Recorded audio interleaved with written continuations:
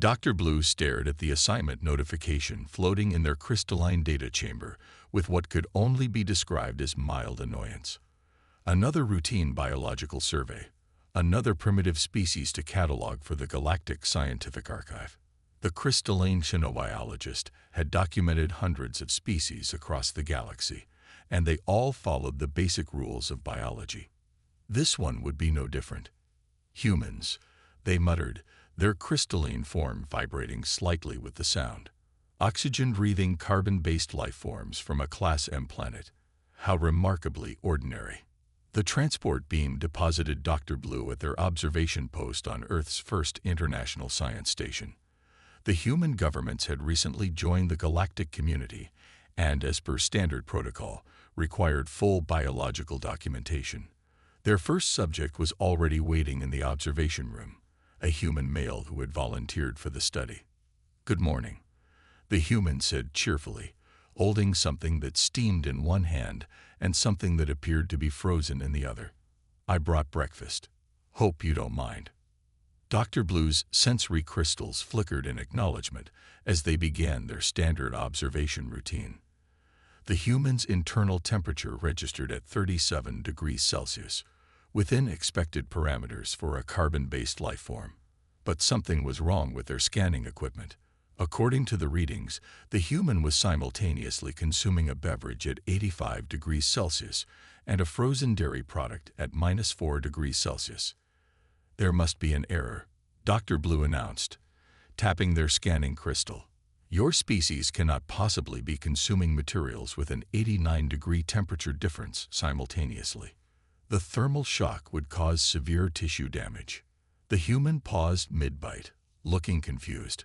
"Oh, you mean my coffee and ice cream? It's actually a pretty great combination. The hot and cold kind of balance each other out, you know." Dr. Blue's crystalline structure vibrated with distress. "Balance each other out? That's not how biology works. Your mouth tissue should be experiencing severe thermal shock." "Huh. Never thought about it that way," the human replied, taking another bite of ice cream followed by a big sip of steaming coffee.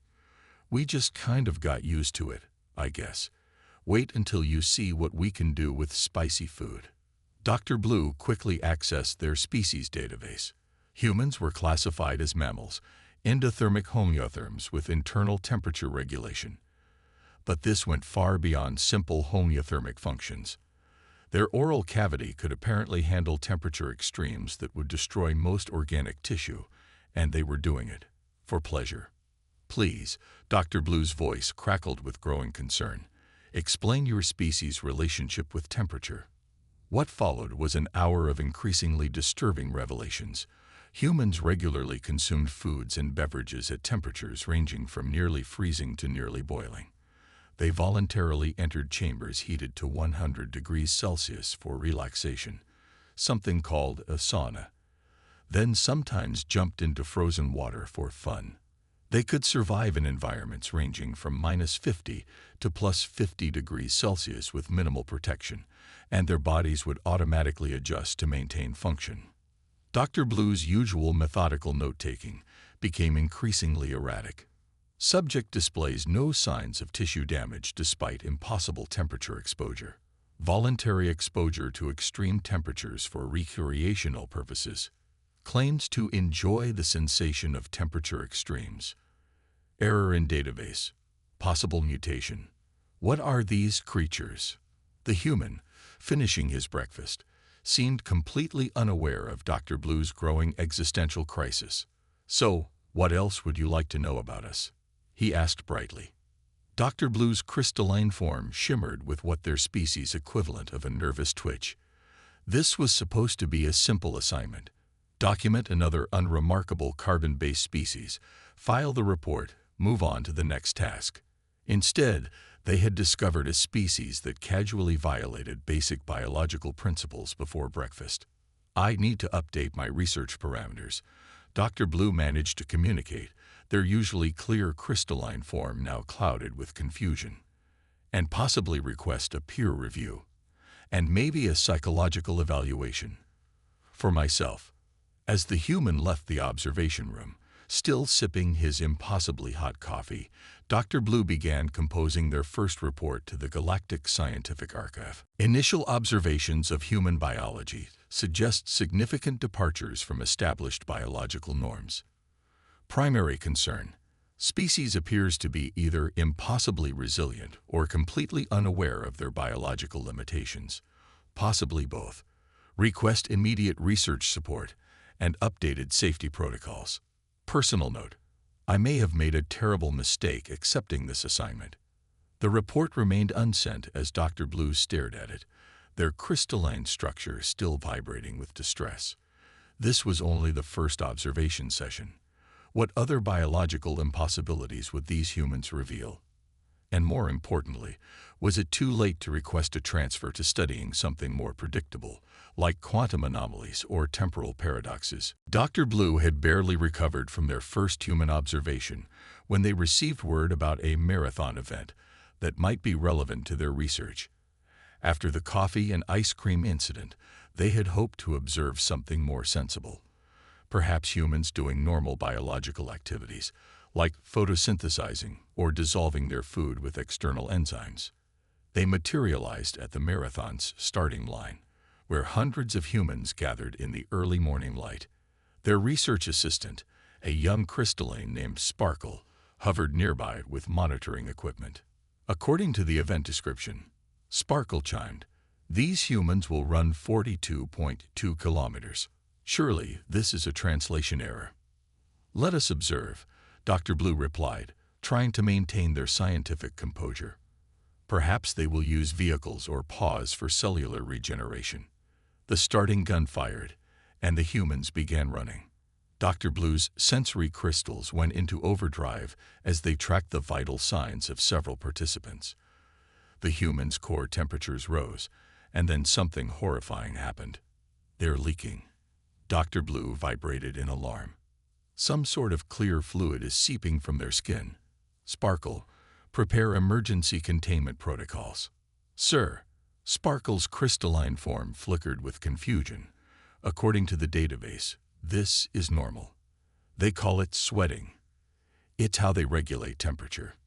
Dr. Blue watched in fascinated horror as the humans continued running, their bodies literally dripping with this cooling liquid. Hour after hour passed, and they kept going. Their leg muscles burned through energy reserves, rebuilt them, burned through them again. Their hearts pumped at rates that would shatter most species' cardiovascular systems. "This is impossible," Dr. Blue muttered, tracking a particularly determined runner named Jack. "His body is literally breaking down muscle tissue for fuel. His feet are developing fluid-filled blisters. And he's smiling." Indeed, Jack ran past their observation point, waved, and shouted something about hitting the wall, but pushing through. Dr. Blue quickly consulted their database for this wall phenomenon, only to discover something even more disturbing. "Sparkle." They vibrated intensely. "Are you seeing these readings? When humans deplete their readily available energy, they don't shut down. They just keep going." "Confirmed, sir," Sparkle responded. "They convert fat reserves, then protein. Some of them will continue until their bodies force them to stop through unconsciousness." Dr. Blue watched as some humans crossed the finish line and immediately declared they wanted to do another one soon. Their monitoring crystals picked up severe muscle damage, depleted energy stores, and various minor injuries, all of which the humans seemed to regard as normal, even desirable. "Sir," Sparkle chimed nervously, "I found something in the historical database. Humans used this same ability to hunt prey. They would chase animals until they collapsed from exhaustion." Dr. Blue's structure nearly lost its coherence. "Are you saying they weaponized their poor design? Instead of evolving proper hunting abilities, they just refused to stop moving until their prey gave up on life?" "Essentially, yes. They call it persistence hunting. The database says humans can track and chase prey for days with minimal rest."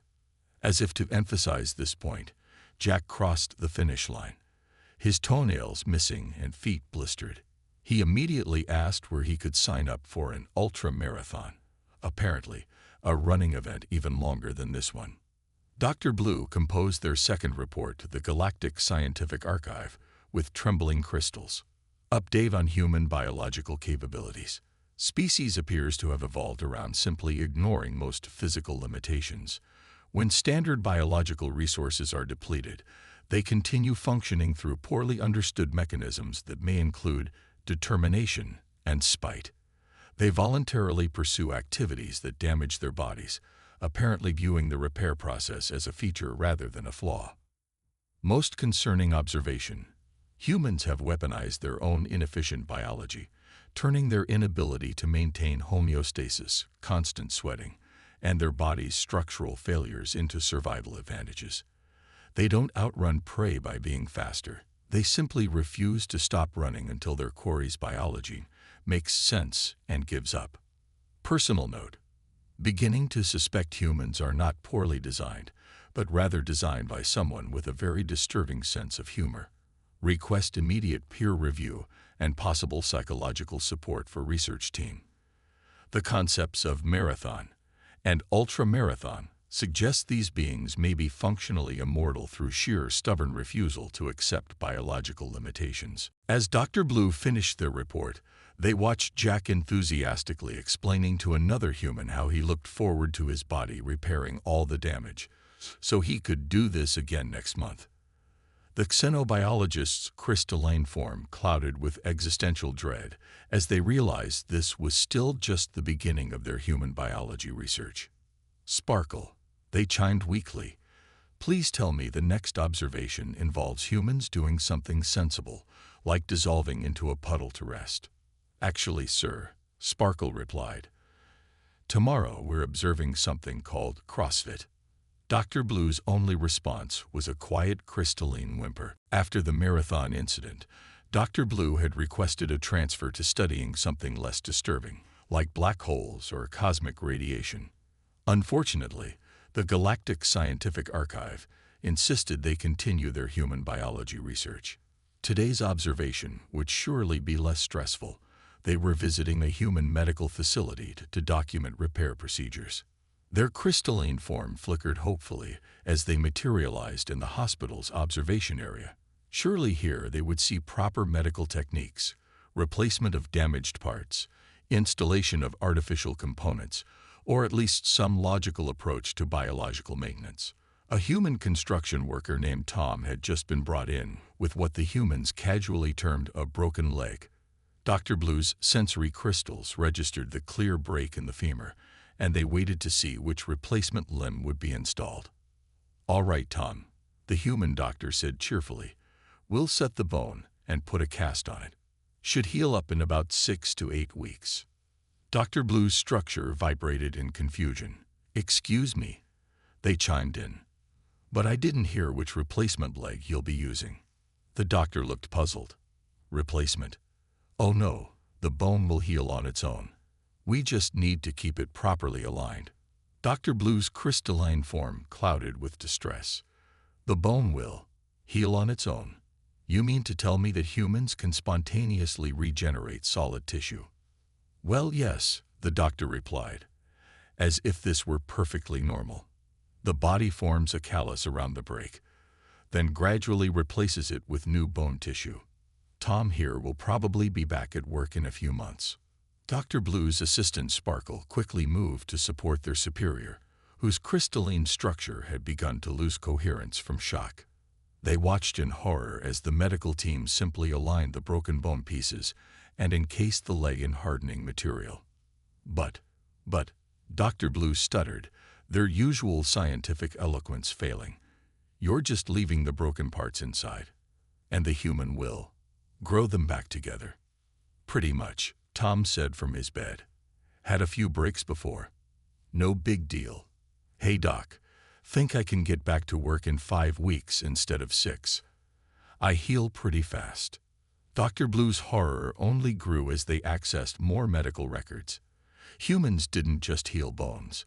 They could regenerate liver tissue, repair muscle damage, and even occasionally regrow fingertips. Their bodies actively fought off invasive organisms using an internal defense system that adapted and remembered previous attacks.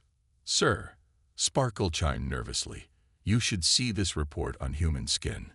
Dr. Blue's sensory crystals focused on the data and immediately wished they hadn't. Human skin didn't just repair itself. It actually grew stronger in response to damage. Calluses, muscle growth, bone density increases. Their entire bodies adapted to stress by becoming more resilient. "Are you saying," Dr. Blue vibrated intensely, "that damaging a human can make them stronger?" "Within limits, yes," the doctor answered, overhearing their conversation. "That's basically how exercise works. Break down muscle fibers, they'd rebuild stronger. Stress bones, they become denser. The body adapts." Dr. Blue watched in fascinated horror as Tom's body immediately began the healing process. Cells mobilized around the break, inflammation triggered repair mechanisms, and the human just lay there reading something called a magazine, as if his body wasn't performing molecular miracles. Their third report to the Galactic Scientific Archive took several attempts to compose coherently. Critical update on human biological capabilities. Species demonstrates unprecedented autonomous repair abilities. Rather than relying on logical external repairs, humans have evolved to literally rebuild themselves from within. More disturbing still, their bodies actively adapt to damage by becoming more resilient to similar future stresses. Observation suggests humans are essentially self-repairing, self-improving biological entities. Their response to damage isn't to avoid it, but to literally become stronger from it. This may explain their disturbing tendencies observed in previous reports.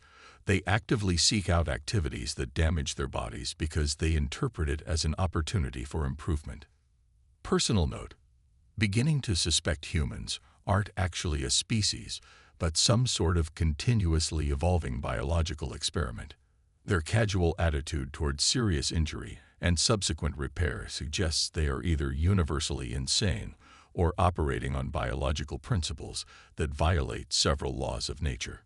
Request immediate research into possible connection between human repair capabilities and their apparent inability to accept limitations. Current hypothesis: humans don't understand the concept of impossible because their bodies routinely accomplish it. Additional personal note: have begun questioning my own sanity.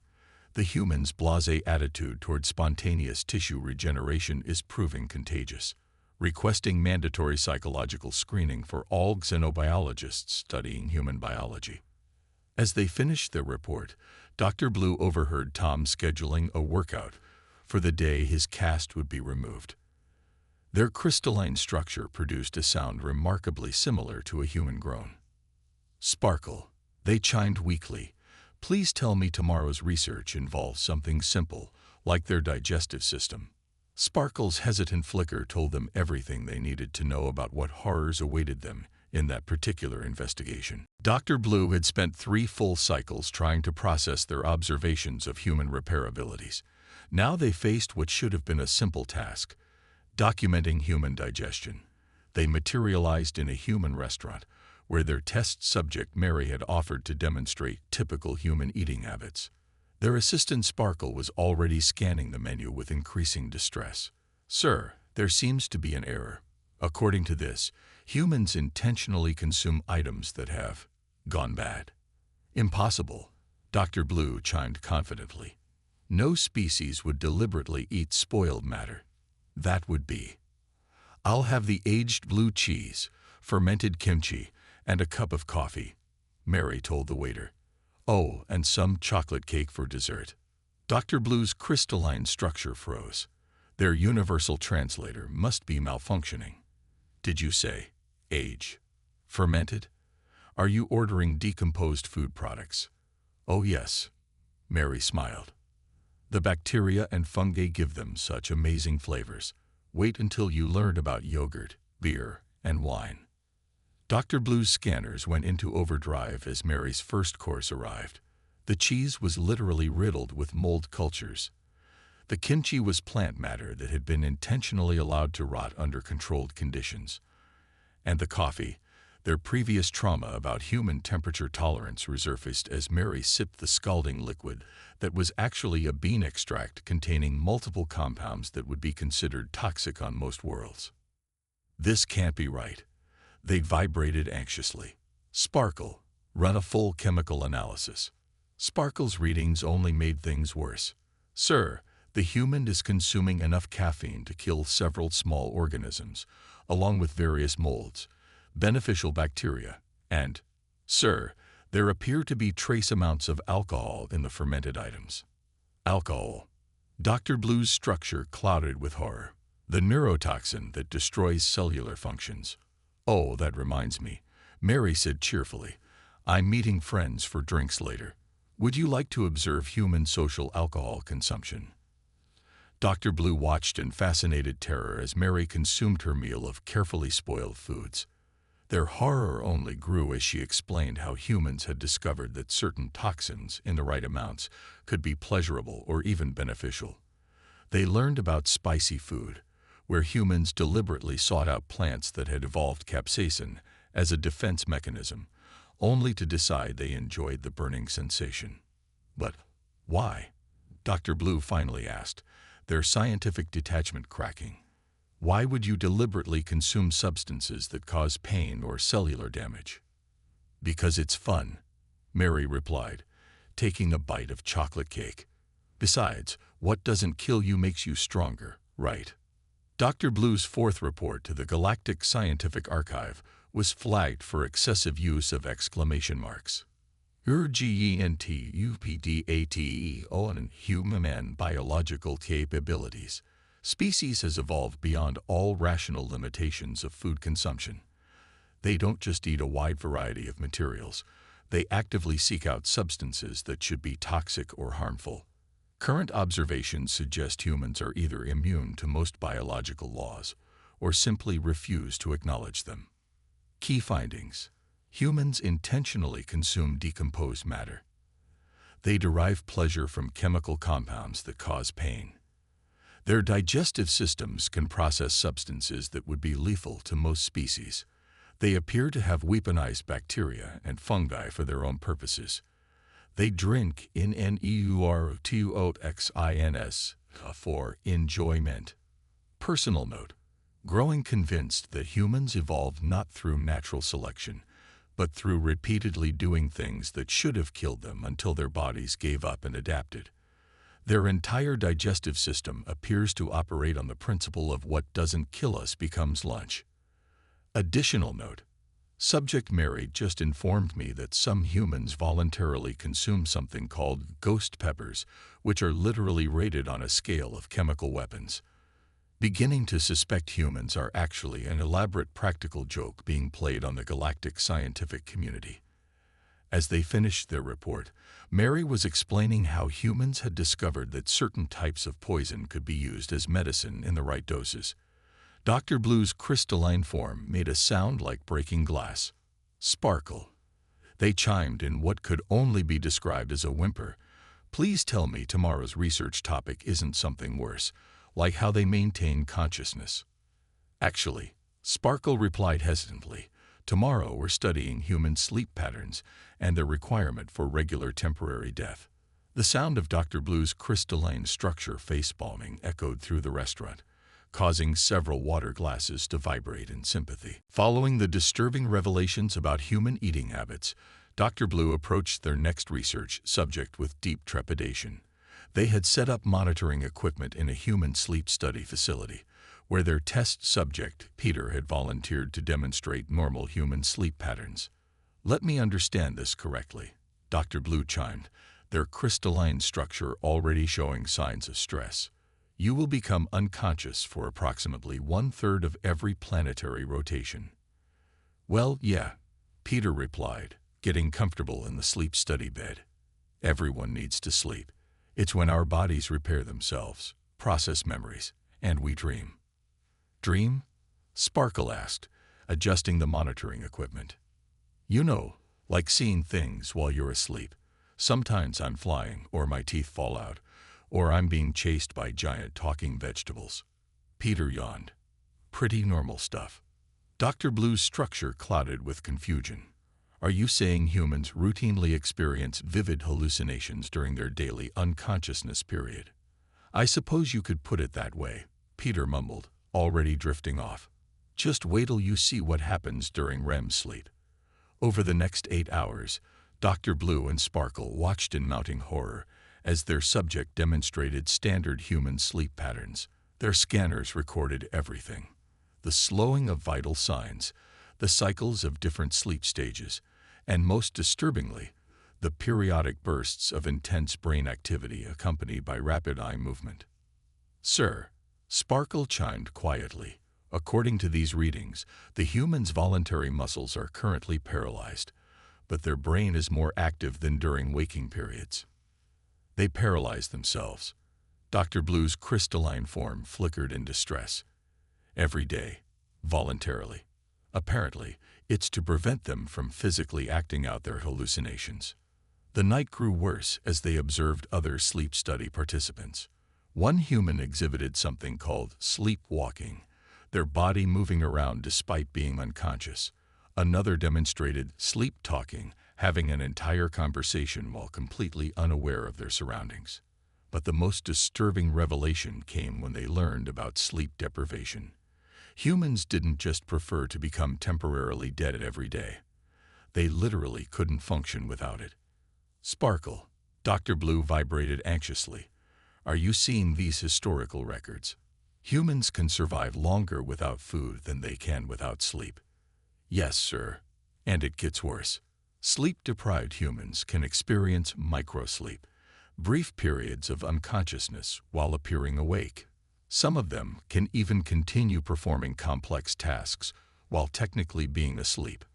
Dr. Blue's fifth report to the Galactic Scientific Archive was written in what could only be described as a panic. Critical update on human biology. Species requires regular periods of temporary death to maintain basic functions. This is not a malfunction, but a design defeature of their biology. Key observations that defy explanation. Humans must become unconscious for 6 to 8 hours every day. During this period, they experience vivid hallucinations they call dreams. They paralyze themselves to prevent acting out these hallucinations. Some humans can perform complex tasks while unconscious. Lack of regular temporary death causes severe psychological and physical deterioration. The species appears to have evolved to require daily near-death experiences to function. Personal note: beginning to suspect humans are not actually a naturally evolved species, but rather some sort of biological art project created by an entity with questionable judgment. The requirement for daily unconsciousness combined with hallucinatory experiences suggests either a severe design flaw or a cosmic joke. Additional note: Subject Peter just explained something called lucid dreaming, where humans can become aware they are hallucinating and take control of the hallucination. Request immediate psychiatric evaluation for entire research team, as prolonged exposure to human biological patterns may be affecting our grip on reality. As their report concluded, Peter woke up refreshed and cheerful, completely unbothered by having just spent 8 hours unconscious and hallucinating. "Great night's sleep," he announced. "Had this wild dream about explaining sleep to some confused crystals. Hey, want to learn about how some of us can take power naps while standing up?" Dr. Blue's only response was a quiet crystalline keening noise that caused all the electronic equipment in the room to vibrate sympathetically. "Sir," Sparkle chimed hesitantly, "tomorrow's research topic is human psychological resilience and emotional responses." "No," Dr. Blue vibrated firmly. "I refuse to believe their consciousness could possibly be more disturbing than their biological functions." The universe, as it often did when dealing with humans, was about to prove them very, very wrong. After the nightmarish revelations about human sleep patterns, Dr. Blue had spent several days recalibrating their sensors and questioning their career choices. Now they faced what seemed like a simpler task: studying human psychological responses and emotional resilience. Their new subject, Alex, had survived an incident that should have been fatal, being stranded alone in a frozen wilderness for 30 days. You're saying you survived purely out of spite. Dr. Blue's crystalline structure vibrated in confusion. Pretty much, Alex shrugged. The rescue team wasn't due for 2 months, but I decided I wasn't going to let a little thing like hostile environment and lack of supplies beat me. So I just didn't die. Sparkle's monitoring crystals flickered rapidly. Sir, according to these readings, the subject experienced severe frostbite, starvation, and psychological trauma. Yet their vital signs indicate they're perfectly healthy. Oh yeah, Alex nodded. The doctors said it was a miracle I survived. I told them it wasn't a miracle. I was just really annoyed at the situation and refused to give up. Dr. Blue's structure clouded with disbelief as they reviewed more case studies. Humans surviving impossible situations through what they called sheer determination. Individuals lifting vehicles off trapped people using adrenaline and panic. Soldiers continuing to fight despite injuries that should have rendered them unconscious. This makes no logical sense, Dr. Blue chimed in distress. Their bodies should have biological limits. We do. Alex explained cheerfully. We just ignore them when they're inconvenient. Like this one time, I decided to. No, Dr. Blue interrupted, their crystalline form vibrating in protest. You can't just decide biological limits don't apply. That's not how biology works. Tell that to my grandmother, Alex laughed. Doctors gave her 3 months to live. She said, I can't die yet. My grandson's getting married next year. She lived exactly 13 months, just long enough to attend the wedding. Then she said, okay, now I can go, and passed away that night. Dr. Blue's 6th report to the Galactic Scientific Archive was written in what appeared to be a state of existential crisis. Emergency UPDAT on humanity. Previous reports on biological impossibilities now seem minor compared to humans' ability to simply read GCT or reality when it conflicts with their desires. Evidence suggests their consciousness can somehow override biological imperatives through poorly understood mechanisms, including spite, refusing to die because it would be inconvenient, determination, ignoring physical limitations through sheer willpower, stubbornness, continuing to function despite critical system failure, love, postponing death through emotional attachment. Current hypothesis: human consciousness may be their most terrifying biological feature. Their bodies don't just ignore biological limits. Their minds can apparently rewrite those limits based on emotional states. Case study: subject Alex survived conditions that should have been 100% fatal because they were annoyed at the situation. This suggests human survival rates may be directly linked to how irritated they are at the concept of death. Personal note: growing concern that humans may be capable of achieving immortality if someone makes them angry enough about being mortal. Request immediate research into whether human spite has quantifiable physical properties. Additional note: subject just casually mentioned humans can alter their brain chemistry through positive thinking and placebo effect. Beginning to suspect human consciousness is actually some form of reality warping field that science has yet to properly classify. As they concluded their report, Alex was explaining how humans could get used to anything and adapt to any situation through what they called emotional resilience. It's pretty simple, Alex said. When bad things happen, we just keep going anyway. Sometimes we even come out stronger because of it. Like that time Please, Dr. Blue interrupted, their crystalline structure now a concerning shade of cloudy gray. No more examples. I need to process the philosophical implications of a species that can apparently override reality through emotional responses. Sir, Sparkle chimed nervously. Tomorrow we need to compile our final report on human biology. How? Dr. Blue vibrated in despair. How do you write a scientific summary of a species that treats biological laws as mere suggestions? That responds to impossible situations by becoming impossible themselves. Well, Alex grinned, You could always try spite.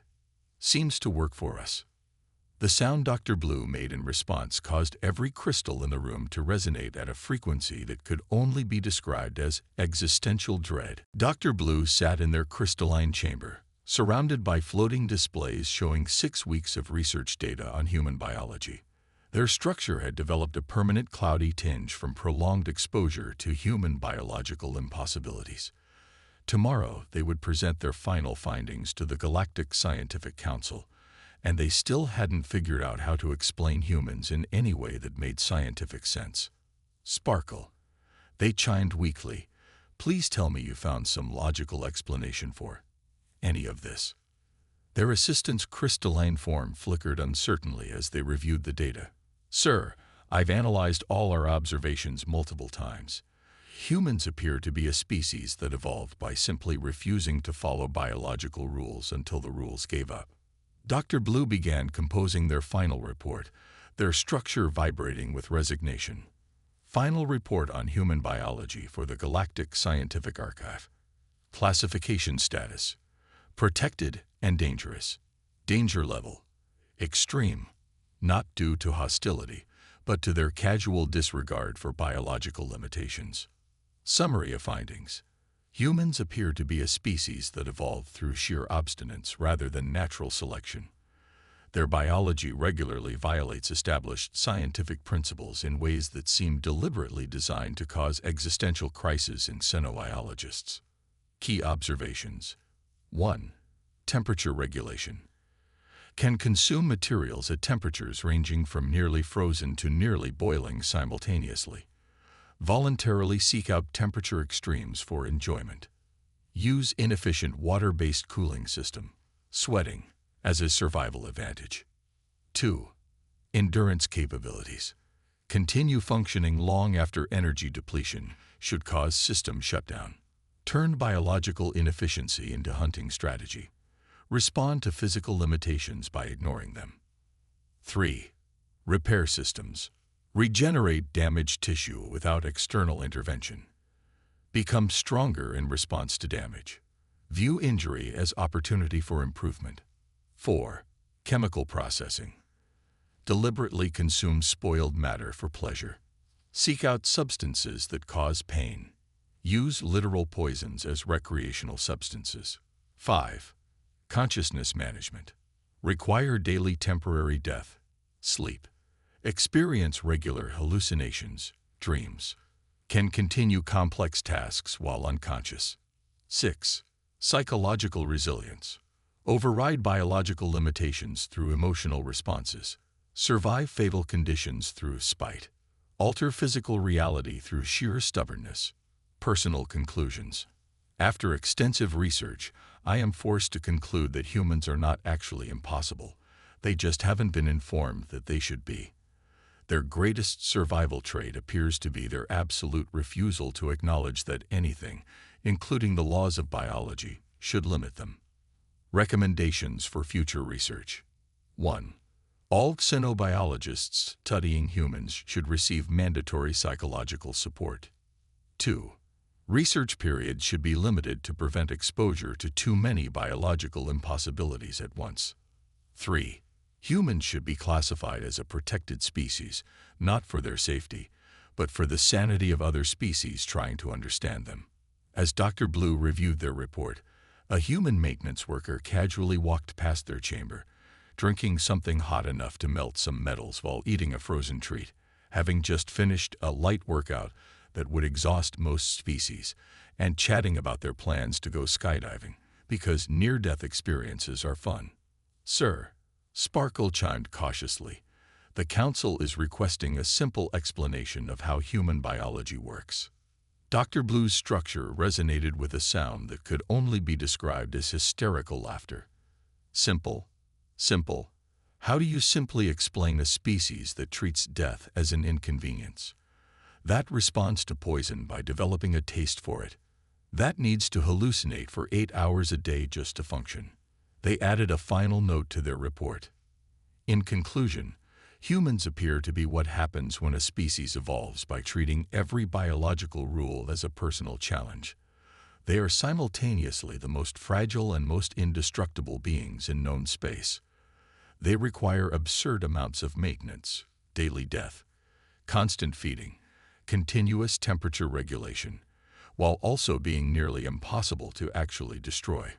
To understand humans, one must abandon all logical biological principles and accept that they operate on a simple rule. If it doesn't kill them, they will adapt to it, optimize it, and probably find a way to enjoy it. Final personal note. I am retiring from xenobiology to study something more rational, like quantum physics or temporal paradoxes. At least those follow consistent rules, unlike humans who treat the laws of biology as mere suggestions. As Dr. Blue submitted their report, they received one last message. A council wanted them to study human reproduction next. The sound of their crystalline structures shattering echoed through the research facility. Accompanied by Sparkle's quiet, "I'll request another psychological support team."